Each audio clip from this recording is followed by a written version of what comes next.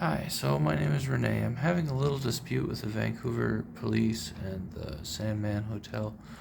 So this is actually what the police officers told me on June 15th, that they don't understand in the recording. So I'm going to explain it to you. I'm going to actually show you. This is my finger I'm waving, so I've turned the camera around.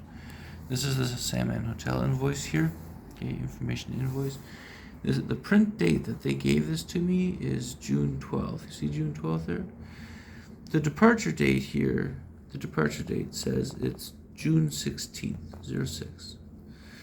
But here, okay, from the hotel group, and this is Director Paul Banis, okay. Paul Banis, in a very not rosy letter, says, "Dear Mr. Helmrichs, ask you to check out today, so be gone today, okay? We have made the decision not to extend your stay." And I mean, they wrote down, honestly, everything in that letter is false. It accuses me of criminal activity for God knows how long, and I was staying there, that would have been, I guess, my 16th night, 17th night, something like that.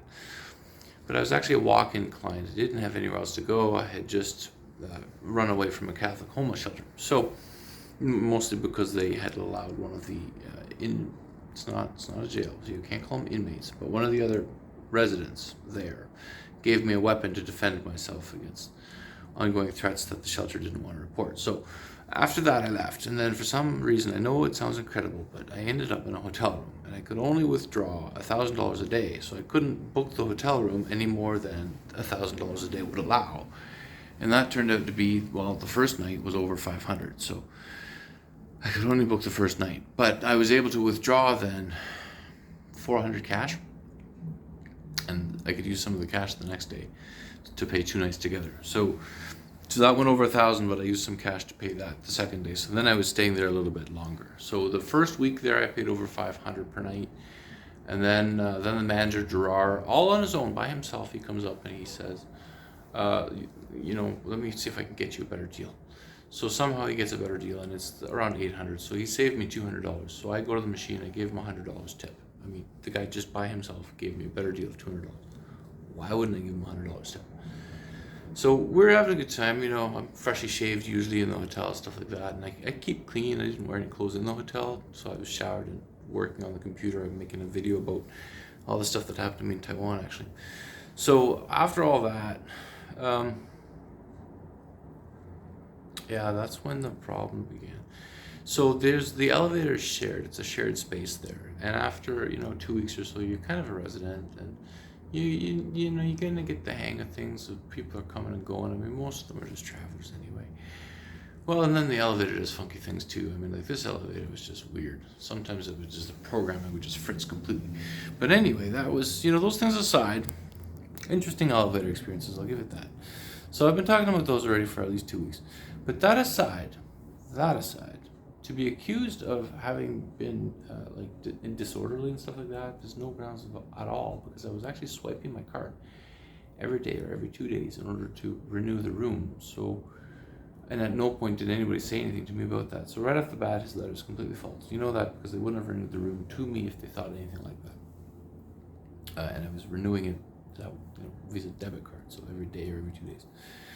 So anyway, I did try to report a threat against me, a criminal harassment to me, and that turned out to be the client of a very wealthy individual. Okay, so the individual had paid this client to have 2 bodyguards, and the bodyguard threatened me. And this client was wealthy enough to have 2 of these high-end girls paid to come up to his hotel room, so wherever he was staying, or he, I imagine, because it was 2 girls. Anyway, so they're doing something funky there, and I wasn't supposed to report that one to the police, I guess. And then it was just weird happened. Okay, so this is weird. So then I get kicked out of the hotel room on the 15th, right? But this says that I'm allowed to stay till the 16th. So, I have the choice of accepting his letter as true for me or not. So all I did was close the door, put the lock on it, and barricade the blimey thing. And I said, well, I called 911 anyway at 10:53 a.m. So let the police come here, and they'll pick me up, and they'll take me to the loony bin, and the psychiatrist will figure out who's delusional and who's not. No problem. Okay. Well, the police never came. That was the problem. So I did make that 911 call at 10:53 a.m. on June 15th, and the police never came. So the hotel authorities actually stopped the police from coming. And by stopping the police from coming, they have interfered in the lawful safety of somebody who, well, I guess on 2 occasions I was criminally declared legally insane. I spent almost 3 years in mental institutions. I'm new in Vancouver, recently arrived from 8.5 years in Taiwan. I'm running from Taiwan. I'm wanted in Ontario. I'm homeless in Vancouver. So, not really an individual that the police are supposed to let go in society, especially if he has no home or destination really when they're leaving the guy. And at that point, the hospital is really the only safe place for a guy like that. So even though they think they're not a taxi service, they should really be driving this guy to the hospital. And I'm sure they've all figured that out by now, and no problem. So those 2 officers are definitely my witnesses. Okay, so we're not going to accuse them of anything. They get a full free ride on this one. But their bosses are in deep, deep shit because, well, gee, wouldn't you know it? I've just suddenly had a memory lapse and I've forgotten everything I wanted to say to the psychiatrist about the hotel. But I just, like, for the time being here, I gotta tell you, we were arguing in front of that front desk, even though the officers were trying to get me out of the hotel as quickly as possible. And you gotta give this one to me, okay? Like, you gotta give this one to me. We were arguing to the manager about the hotel room. And the manager was expecting me to go so quickly that he was so turned around that he started off with 4 things. 4 things. Are you listening? 4 things. And I told him, Gerard, yeah, I'm listening. 4 things. I mean, that poor guy was so turned around. You know what that guy actually told me? He looked down and he saw a negative 300, so he thought that the bill was 300 more. And then he said, but the bill cost $500 per night, sir, so we're only going to take the 300 and call it even. It's like, Gerard, poor fella. I mean, I was paying my Visa debit. It's going to show a negative sign at the end if there's a deposit left over. So that should have been mine. So point when you argued with me about it, that means you were actually confirming that you're trying to bill me for a second night at the hotel without power that I stayed at, all because I already paid that night.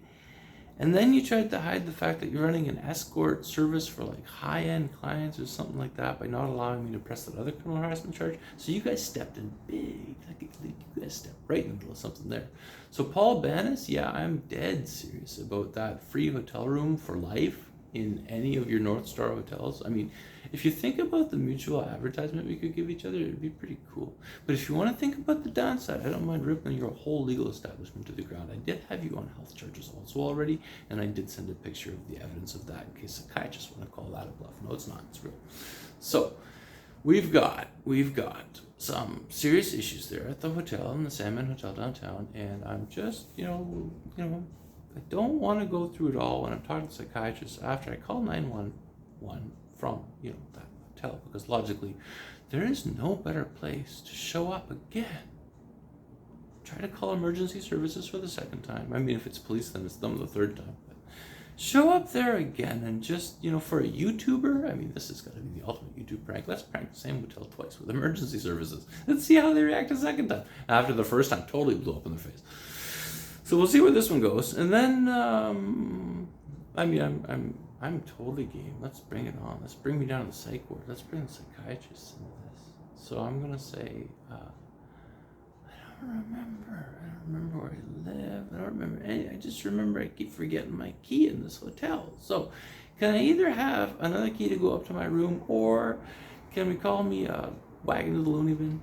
Vancouver General Emergency will accept me without argument. I am certain of it. I have the credentials. Thank you very much.